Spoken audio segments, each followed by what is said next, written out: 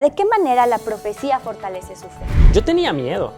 Pero me dice, y si no entiendes, no te preocupes, aquí te voy a explicar en la Biblia. Así que por eso, lee, oye y guarda. Para mí es una esperanza de que Cristo viene pronto. Amén. Mi rey, mi padre, mi Dios va a vencer y me ha prometido que también voy a vencer. Cómo Dios utiliza estos símbolos no para asustarnos, sino que la misma Biblia también nos dice Se qué es interpreta. lo que significa.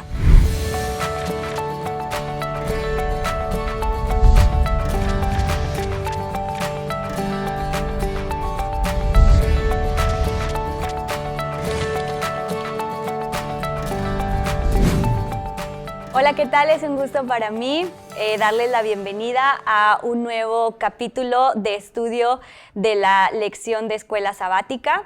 Estoy muy agradecida con Dios por esta oportunidad y también de compartir con mis compañeros el estudio sobre el mensaje que Dios quiere darnos en esta ocasión. Así que quiero presentarles también y vamos a tomar unos minutos para conocernos nuestros nombres, a qué nos dedicamos y qué profecía ha marcado nuestra vida.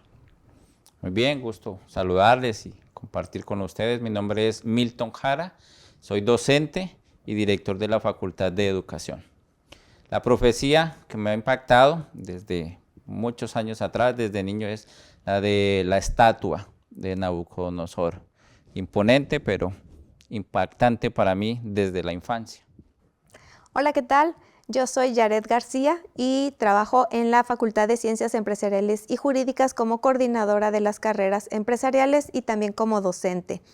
Y la profecía que más me ha impactado fue la de Génesis, al saber que va a venir un Salvador, porque yo no sabía que esa era una profecía cuando era pequeña y después lo descubrí, así que esa es mi historia.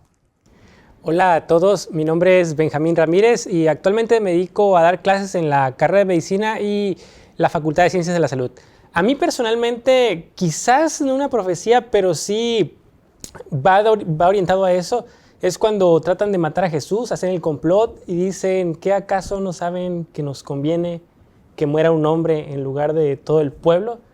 A través de alguien que pues no era un profeta, que incluso quería matar a Jesús, pero a través de eso también podemos ver cómo todo estaba dirigido hacia que evidentemente Jesús necesitaba morir por nosotros.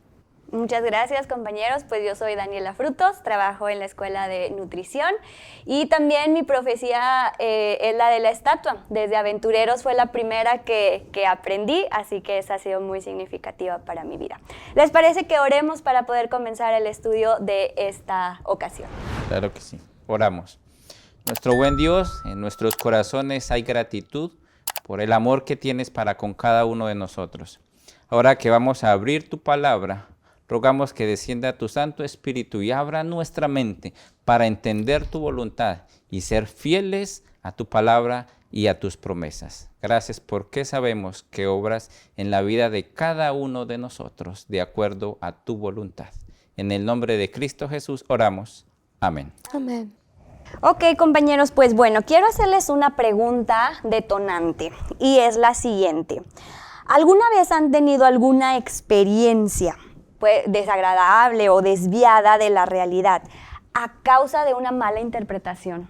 Sí, estaba en otro país, recién llegado a una ciudad, hablaba en español, ¿no? Claro eso, que hablaba en español, y tenía que ir a llamar a una tienda, un supermercado muy pequeño, y había unas rejas blancas, y no podía pues tomar los productos. Entonces estaba la persona, me dice, ¿qué quiere? Y le señalo. Me dice, pero hábleme. Le expliqué, le dije el nombre del producto que necesitaba y me mira y me dice, de eso no vendemos. Pero yo estaba viendo el producto. Después de un buen rato tratando de explicarle, le señalé ese, me dice, y me dijo el nombre del producto. Llego a casa, le cuento a donde me estaba hospedando y se empiezan a reír de mí. Yo no entendía por qué hasta que me explicaron que esa palabra que yo estaba diciendo en ese lugar era algo no muy bueno para la persona y se sintió ofendida. A mí me sucedió el año pasado que tuve un viaje al extranjero. Era un país no de habla inglesa, pero que se hablaba inglés y no soy tan fluido en el inglés. Entonces fuimos a un restaurante a comer y yo pedí comida vegan vegetariana, y no me entendían. Hasta que un compañero entendió y dijo, oh, quiere comida vegan. Después tomé clases de inglés y la maestra me dijo que una cosa es vegan y otra cosa es vegan. Y que la pronunciación de la B y la V varía mucho y por eso no me entendían. Lo bueno fue que comí vegetariano. Ok.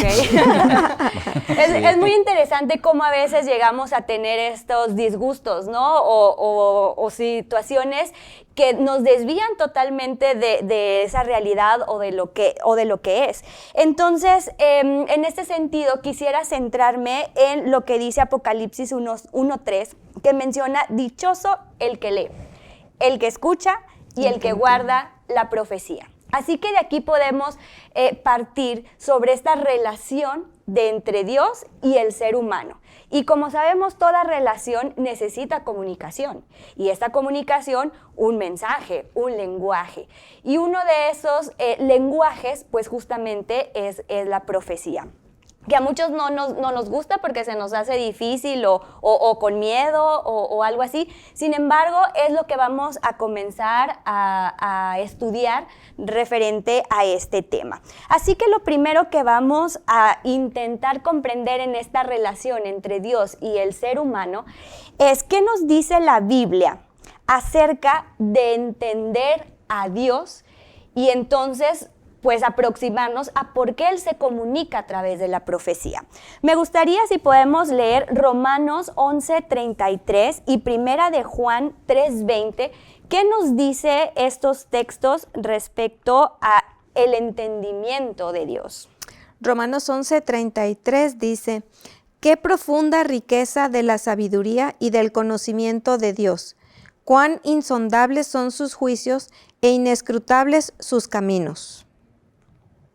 Primera de Juan 3:20 dice, pues si nuestro corazón nos reprende, mayor que nuestro corazón es Dios, y Él sabe todas las cosas. Entonces, en estos textos vemos cómo Dios nos recuerda que es el creador, ¿no? Y que el entendimiento de Él supera lo que nosotros humanamente nos podemos imaginar. Entonces, en ese sentido, el lenguaje de la profecía es un medio de comunicación de Dios superior a lo que nosotros, pues, entendemos. Y no es que Dios no se pueda comunicar con nosotros o que no tengamos el mismo nivel, sino que, nosotros al ser obra creada pero caída, ya no tenemos la capacidad de poder entender lo que Él nos quiere comunicar. Y entonces de repente puede parecer que no entendemos lo que Él nos quiere decir, pero para eso hay algunas pautas que iremos descubriendo y que tendremos que tener cuidado para poder lograr comunicarnos y entender ese mensaje para nuestro día. Así es. ¿Qué nos dice 2 de Timoteo 3:14 y 15 respecto en lo que la maestra Yaret acaba de mencionar? Sí, dice 2 de Timoteo 3:14 y 15, pero persiste tú en lo que has aprendido y te persuadiste sabiendo de quién has aprendido, y que desde la niñez has sabido las sagradas escrituras, las cuales te pueden hacer sabio para la salvación por la fe que es en Cristo Jesús. Muy bien. Con este versículo vamos a ir a la siguiente pregunta que invitamos a las personas que nos están escuchando y que nos puedan responder ahí en los comentarios. ¿Qué significa para ti la profecía bíblica? Para mí las profecías bíblicas son una muestra del enorme amor que tiene Dios hacia con nosotros y también la promesa de la seguridad de nuestra vida venidera. Para mí las profecías bíblicas significan que Dios ha establecido un plan para nosotros como especie humana y de que ese plan se ha estado cumpliendo a lo largo del tiempo. Seguridad, porque es la prueba de que Dios está al control de todo lo que sucede. Para un cristiano yo creo que las profecías bíblicas es el mejor argumento para seguir creciendo y creyendo. Las profecías nos hablan del pasado y del cumplimiento de todas esas profecías que encontramos en el Antiguo y Nuevo Testamento. Y recordemos que solo falta una, la segunda venida de Cristo. A agradecemos cada una de sus valiosas respuestas y vamos a continuar en esta sección con la siguiente pregunta. ¿De qué manera Dios se comunica con nosotros? ¿Y es difícil esa manera en que se comunica con nosotros? Una de las formas en las que Dios se comunica con nosotros es a través de la Sagrada Biblia. Y cuando era pequeña, era como muy difícil para mí entender lo que estaba escrito. Como que los conceptos eran muy, ¿cómo decirlo?, abstractos, ¿no? Pero conforme vas tú leyendo, orando, pidiendo sabiduría, el Espíritu Santo te va descubriendo lo que hay aquí. Y luego viene la otra parte en la que tú empiezas a poner en práctica lo que estás leyendo. Entonces ya es cuando empiezas como a entender, mira, este versículo realmente lo que quería decir no es esto que estoy aquí entendiendo, sino es esta otra parte, porque hay un contexto, porque había una situación, porque a la luz de este otro versículo también está esta otra parte, ¿no? Entonces, como que sí, al principio, al menos así a mí me pasó, como que de primera instancia lees y pues no sé qué dice, ¿no? El mismo Felipe, ¿no? Iba por ahí y le decía, ¿entiendes? Pues no leo. No lo entiendo. Si me explicas, entiendo. Dale. Sí, una forma en la que yo veo la comunicación de Dios, definitivamente la Biblia es lo máximo, ¿no?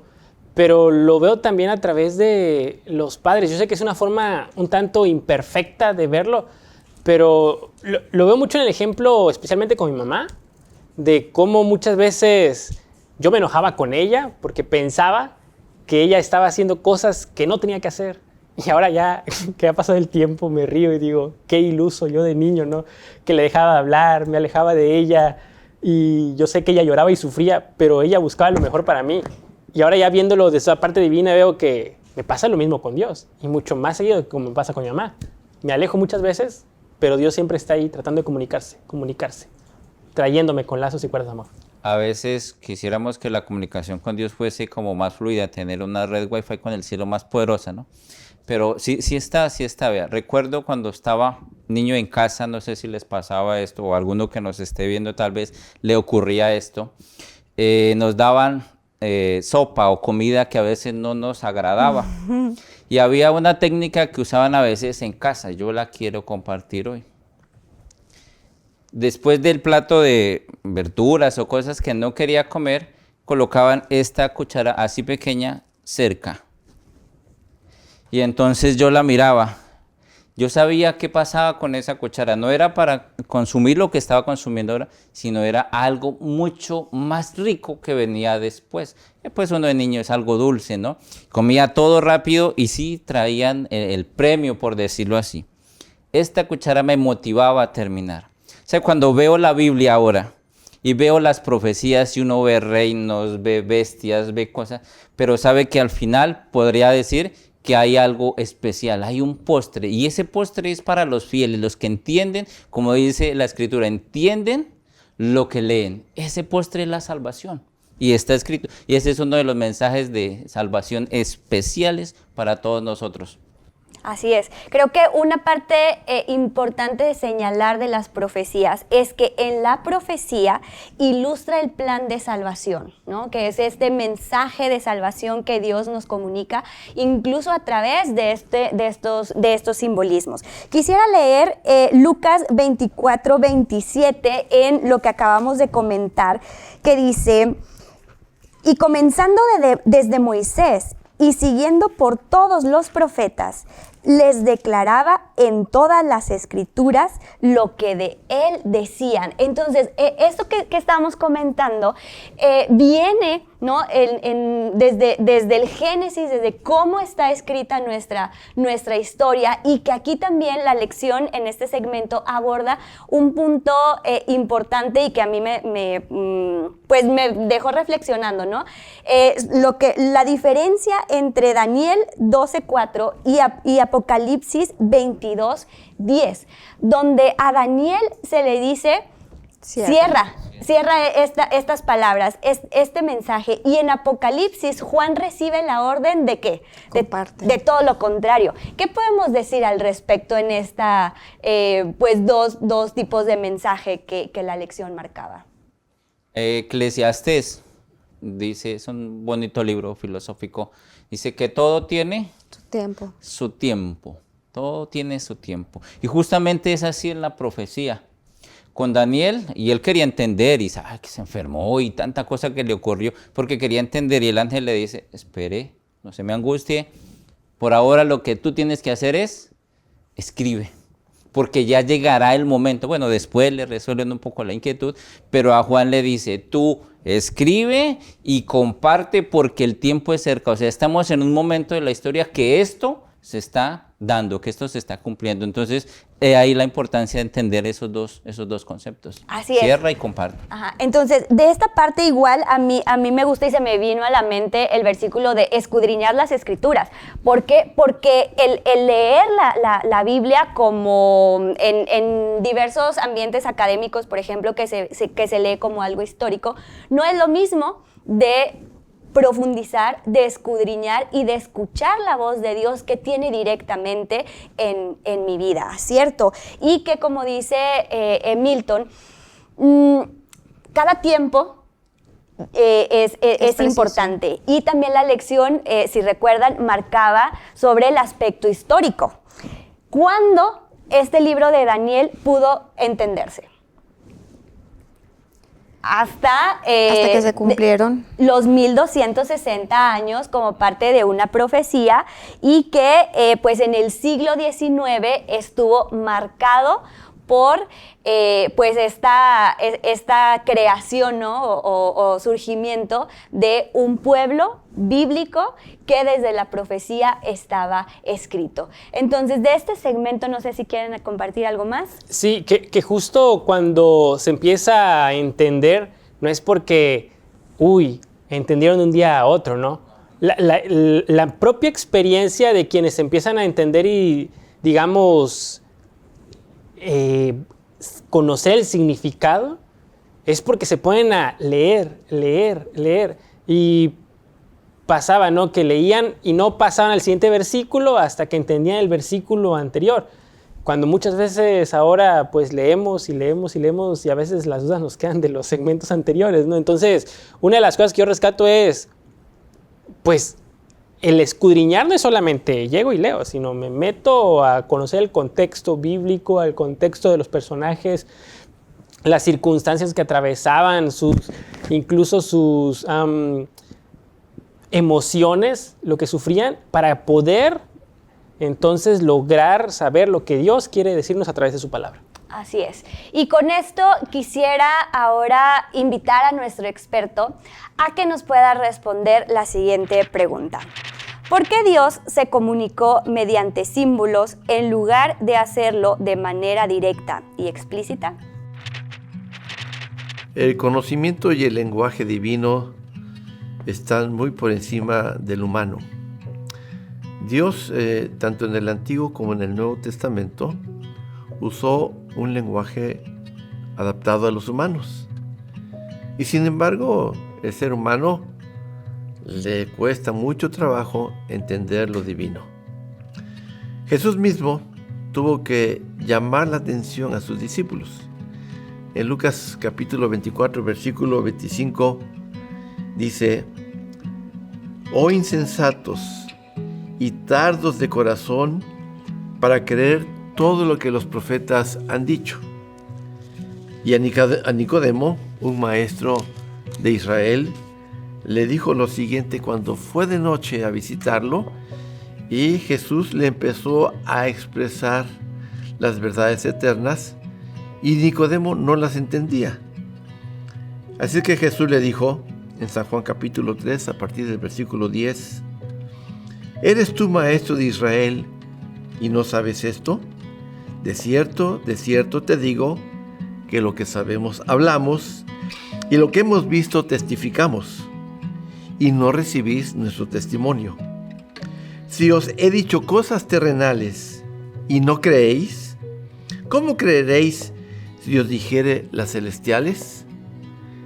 Como a los niños, Dios tiene que usar un lenguaje a través de símbolos, figuras, colores, a veces sabores, para que el humano pueda entender las realidades eternas.